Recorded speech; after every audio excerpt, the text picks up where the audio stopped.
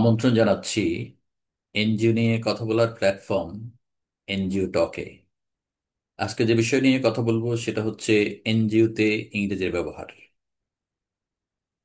আমার আলোচনায় আসলে আমি কোনো ধরনের জাজমেন্টে যাব না। আমি কিছুটা অভিজ্ঞতা শেয়ার করবো আপনাদের সাথে, এবং আপনারা যারা এখনো এনজিওতে কাজ করেন কিংবা করবেন তারা চিন্তা করে দেখবেন যে এগুলো কতটা আপনাদের সাথে প্রাসঙ্গিক। তো সাধারণত আমরা এনজিওতে প্রায় ক্ষেত্রেই মিটিং করি আমরা। আসলে সেটা কখনো একেবারে মাঠ পর্যায়ে মিটিং করি, কখনো মাঠ পর্যায়ের লোকজনকে ঢাকায় নিয়ে এসে মিটিং করি আমরা। এবং সেখানে মিটিংগুলোতে দু ধরনের আহ লেভেলের লোক থাকে। একটা হচ্ছে সিনিয়র ম্যানেজার যারা আছেন, খুবই স্ট্র্যাটেজিক লেভেলে হাই লেভেল কোনো প্ল্যানিং এ মিটিংগুলো আমরা করি। সেখানে আহ, অনেক সময় প্রায় 10%-এর উপরেই বিদেশিরা থাকেন, এবং আমরা মনে হয় যে সেই মিটিংগুলো ইংরেজিতে হওয়াই উচিত আমি মনে করি। আর যদি বিদেশি কেউ না থাকে তাহলে আমার মনে হয় না যে শুধু শুধু মানে মানে ইংরেজি বলা। কারণ মানে এন্ড অফ দ্য ডে আমরা যেটা চাই সেটা হচ্ছে যে আসলে স্ট্র্যাটেজিটা কি সেটা জানতে চাই, হায়ার লেভেল যে প্ল্যানিং সেটা কি জানতে চাই, এবং সেটা যাতে পার্টিসিপেটরি হয়, সবাই ওন করে। এখন দেখা গেল যারা ইংরেজি ভালো পারেন ওনারা দু একজন কথা বললেন, প্রশ্ন করলেন, এবং এন্ড অফ দ্য ডে কতগুলো ডিসিশন চলে আসলো, এবং সেগুলো আসলে সেগুলোর ওনারশিপটা নিয়ে প্রশ্ন দেখা দেয়। তো আমি একটা সিচুয়েশন বলি। ফর এক্সাম্পল, একটা প্রজেক্টের হেড অফ দ্য প্রজেক্ট হচ্ছেন আহ, বাইরের, ফরেইনার, এবং বাকিরা সব লোকাল। পাশাপাশি পার্টনার অর্গানাইজেশনের যারা আছেন ওনারা সবাই তো অবশ্যই লোকাল। এবং সেখানে দেখা গেল প্রোগ্রাম ম্যানেজার যারা ওনারা আসছেন মিটিংয়ে, মিড লেভেল কিছু স্টাফ আসলেন, এবং একেবারে ফ্রন্টলাইন স্টাফেরও কিছু রিপ্রেজেন্টেটিভ একটা মিটিংয়ে আসলেন। ধরুন একটা মিটিংয়ে 50 থেকে 60 জন লোক আসলো, এবং সেখানে একজন মাত্র ফরেনার। এখন সেখানে যদি পুরো মিটিংটা ইংরেজিতে করতে হয় তাহলে আসলে সেটা খুব বেশি একটা কার্যকরী হয় না। কারণ হচ্ছে, একটা মিটিং আমরা কেন করি? একটা মিটিং করি আমরা কতগুলো বিষয় আলোচনায় আসে, সেই বিষয়ের উপরে সবাই মতামত দেয়, যুক্তি তর্ক উপস্থাপন করে, এবং ফাইনালি একটা একটা মতামত গৃহীত হয়। তো সেজন্য যদি ইংরেজি বলা হয় তখন কিন্তু আসলে ওই যে পার্টিসিপেশন বা মতামতটা গ্রহণ করা, তর্ক বিতর্ক এই বিষয়গুলো আসলে থাকে না ওখানে। যারা ইংরেজি দু একজন পারেন ওখানেই সবগুলো ডিসিশন হয়ে যাচ্ছে, মতামতগুলো ফাইনালাইজড হয়ে যাচ্ছে, এবং ওনারা ফিরে যান এগুলো নিয়ে। নিয়ে দেখা গেলো যে আসলে অর্ধেক ওনারা বোঝেন নাই কিংবা আদৌ বোঝেন নাই, আমরা কিন্তু শিওর না। যদিও মাঝে মাঝে আমরা জিজ্ঞেস করি আপনারা বুঝতেছেন তো। এখন কে বলবে বাংলাদেশের কালচারে আসলে কেউ আমরা বলতে চায় না যে না আমি বুঝতেছি না। তো সবাই বললো না না না, ঠিক আছে ঠিক আছে, ইংরেজিতে হোক, সমস্যা নেই। কিন্তু আসলে সমস্যা হয়। এবং সমস্যা হয় কিনা আমি জাজমেন্টাল না হয়ে আপনারা একটু চিন্তা করে দেখেন যে আসলে এই মিটিংগুলো ফ্রুটফুল হয় কিনা। আচ্ছা, তাহলে সেক্ষেত্রে আসলে করণীয়টা কি?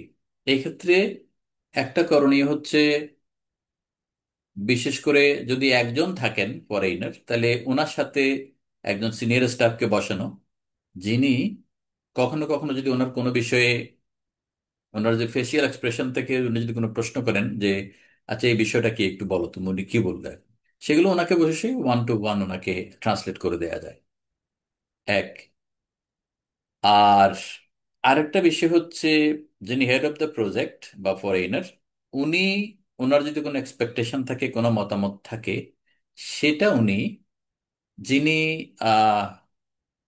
Deputy head of the project কিংবা ডেপুটি চিফ অফ পার্টি, ওনাকে বলা যে আসলে আমি এই চাই মিটিং থেকে, প্রজেক্টের এই জাতীয় একটা আউটকাম আমি চাই।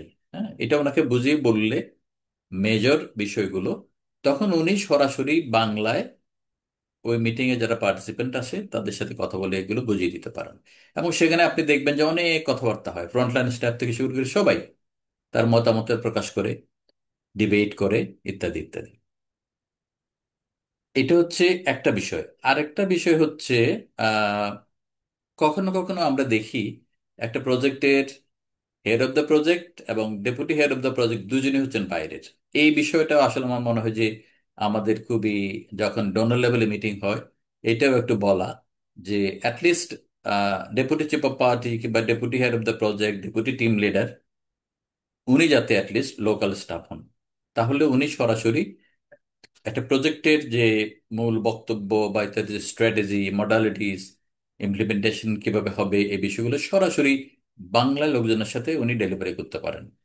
এই যে তিন মিটিংগুলো যতটা ফ্রুটফুল হয়, বাকিগুলো কিন্তু যদি ইংরেজি বলা হয়, আমার যেটা অভিজ্ঞতা, সেই মিটিংগুলো আসলে ফ্রুটফুল হয় না। পরে দেখা গেলো ফিল্ডে গেলে আবার জিজ্ঞেস করে যে ভাই কি করবো এটা, বা আপা এটা কি করব। তো সেজন্য ইংরেজির ব্যবহারটা খুব আসলে আহ, সতর্কতার সাথে আমাদেরকে করতে হবে। এখন আরেকটা সিচুয়েশন যদি বলি, দেখা গেল কখনো কখনো আপনার কোনো কোনো অর্গানাইজেশনের বা কোনো প্রজেক্টের লিটারালি 50 থেকে 100টা গাইডলাইন আছে। এখন সেগুলো যদি কেউ বলেন, ফরেনার কেউ যদি বলেন যে না এগুলোকে ট্রান্সলেট করে আমাকে শোনাও, দেন আমি অ্যাপ্রুভ করবো এগুলো, যে এগুলো ফিল্ডে আসলে এগুলো চলবে কিনা। তো সো এগুলো আসলে অত্যন্ত কঠিন কাজ। আসলে তখন কি ট্রান্সলেট করবে নাকি ফিল্ডে মানে প্রোগ্রামের কাজ করবে? এই ঘটনাগুলো কিন্তু ঘটে। এটা নট যে কোনো একটা স্পেসিফিক অর্গানাইজেশনে। আর